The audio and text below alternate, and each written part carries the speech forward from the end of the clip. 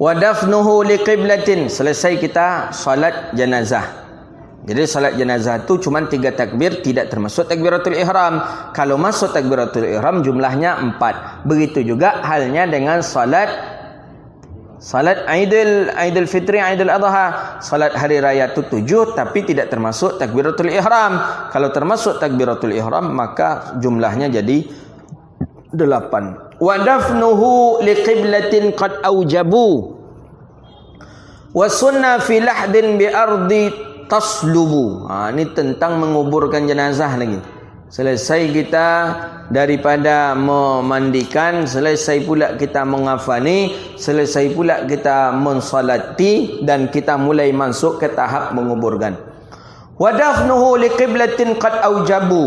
Wa dafnuhu, dan dikuburkan, liqiblatin, dihadapkan ke kiblat, qad aujabu, sungguh aujabu, diwajibkan. Kalau kita baca artinya, dan sungguh telah diwajibkan, aujabu, dan sungguh mewajibkan, wadufnuhu, dan dikuburkan, liqiblatin, untuk menghadap ke arah kiblat. Jadi dalam arti kata bahawa jenazah ini wajib hukumnya dihadapkan ke arah kiblat. Makanya ketika jenazah walaupun dia dipakai peti tetap dierengkan, bukan ditelentangkan. Kenapa? Kalau ditelentangkan berarti jenazah bukan menghadap ke arah kiblat tapi menghadap ke arah langit. Nah, itu dia. Jadi kalau begitu tetap walaupun di dalam peti sekalipun jenazah itu tak boleh kita telentangkan, tapi mesti kita miringkan ke arah kiblat. Begitu dia. Wajib hukumnya. Wa yakunu biqabrin wa aqallahu hafratan uraihah. Berapa ukuran kuburan ini? Kuburan itu berapa ukurannya? Yang dianggap atau yang disunahkan itu seperti apa dan berapa ukurannya?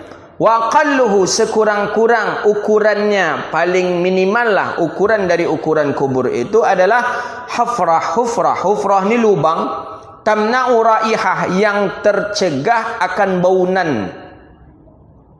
Keluar baunan busuk. Berapa kira-kira? 1 meter cukup? Tidak. 1 meter nanti bisa jadi dia yang timbunan ni ke bawah dia balik. Jadi 1,5 meter cukup? Boleh. Terhindar dari baun. Au subba, atau binatang buas. 1 meter bisa tergali oleh binatang buas? Bisa. Jadi bagaimana? Agak dalam sedikit. 1,5 meter boleh? Okey, tidak apa-apa. Maka kalau sudah seperti itu, maka boleh dan memadalah dianggap kuburan. Kemudian kiblat ni di mana letaknya? Wa yajibu wad'ahu fihi lil qiblah biwajhihi kama fa'ala Rasulullah sallallahu alaihi wasallam.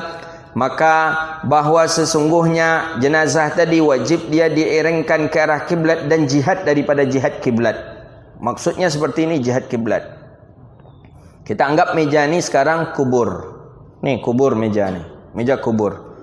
Arah kiblat mana? Di sini arah kiblat. Maka lahat itu dibuat di sebelah sini. Lahat di sebelah sini, bukan di sebelah sini. Faham kira-kira? Sebelah kiblat. Mana sebelah kiblat? Ni sebelah kiblat. Ni yang sebelah kiblat. Maka lahat tu yang sebelah sini kita buat lahat. Di bawah ni nanti kita gali lahat. Bukan sebelah sini. Kalau sebelah sini bukan sebelah kiblat namanya. Yang sebelah kiblat tu ini dia sebelah kiblat. Itu dia. Sebagaimana Nabi melakukan itu kepada para sahabat. Maka oleh karena itu Nabi menganjurkan seseorang untuk dibuat lahat. Ini dia, wasunna fi lahdin. Maka dianjurkan kita untuk membuat lahat. Jadi lahat tu hukumnya sunnah. Sebisa mungkin pakai lahat lebih afdal. Itu Nabi mencintai lahat, kata Rasulullah. Maka Nabi, kalau Nabi meninggal dunia, Nabi berkeinginan dibuatkan lahat oleh sahabat. Maka yang paling afdal itu lahat. Dan alhamdulillah yang bisa daerah yang dibuat lahat itu alhamdulillah kita Indonesia. Ya, orang lain, daerah lain bisa juga, cuman agak payah. Indonesia tanahnya bagus, bisa dibuat lahat. Pekanbaru ada yang tak bisa, saya tengok. Ada yang tak bisa, ada yang bisa. Tapi yang bisa itu dibuat lahat itu bagus. Dan sebagus-bagus lahat itu memang di arah kiblat. Di sini dia buat lahat.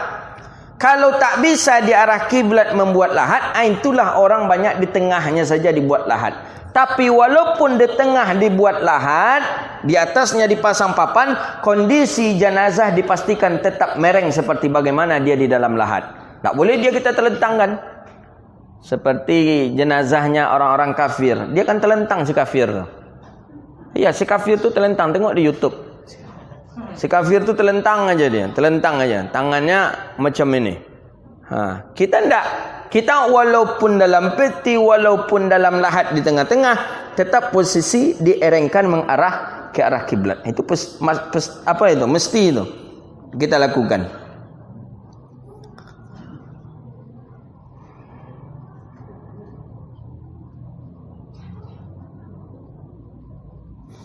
Tapi bagaimana kalau seandainya sudah masalah seperti di sebelah kanan tak bisa dibuat lahat karena ni pasir, runtuh. Di tengah tak bisa, ada mata air. Kalau dipaksakan di tengah, terendam jenazah. Di mana diletakkan lahatnya lagi? Ulama mengatakan bahawa boleh seseorang meletakkan di sebelah kiri lahat, tapi hukumnya makruh. Makruh dia di sebelah kiri, tapi bukan berarti dia membelakangi, tetap dia mengarah ke arah kiblat, tapi di sebelah kiri daripada kuburnya. Kuriha, dimakruhkan dia. Ya, tapi macam mana lagi? Kanan tak bisa, tengah-tengah tak bisa. Pakai peti macam tu juga, samalah, terendam nanti peti ni. Jenazah terendam dia. Baru kita nak menggalinya setengah pinggang, baru jenazah lah mandi-mandinya di bawah. Ya, mandi karena terendam tadi. Bahaya. Jadi boleh sebelah kiri tapi hukumnya makruh. Wa yandabu ayyusa'al qabr, dan disunnahkan untuk melapangkan kuburan. Di kubur ini bagusnya sunnahnya itu agak dilapangkan sedikit kubur ini. Dilapangkan. Nih, makanya orang-orang Arab dapat sunnah nih, orang kita enggak. Kita kubur tu pas-pas saja. Malah memasukkan jenazah ni payah kali. Memasukkan jenazah ke lahat itu berat rasanya. Tapi orang Arab memang lapang kubur itu. Coba sekali-sekali ikuti jenazah di Arab. Ketika jenazah diangkat oleh orang, ikuti oleh kita dari belakang. Lapang sekali. Jadi caranya di Arab itu ada tanah agak setengah hektar. Kita umpamakan masjid ni lah. Lapangan luas masjid ini. Masjid lapangan luas.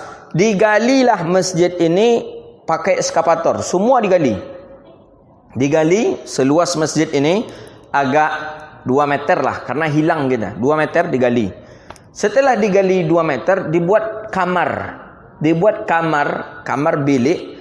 Kalau kita menengok kamar tadi, ukurannya kalau saya tak salah itu, ukurannya 2,5 meter kali 3 meter. 2,5 meter ke sana, 3 meter ke sini. Itu ukurannya. Itu dipetak-petak. Pakai batako ke atas. Jadi di atas apa?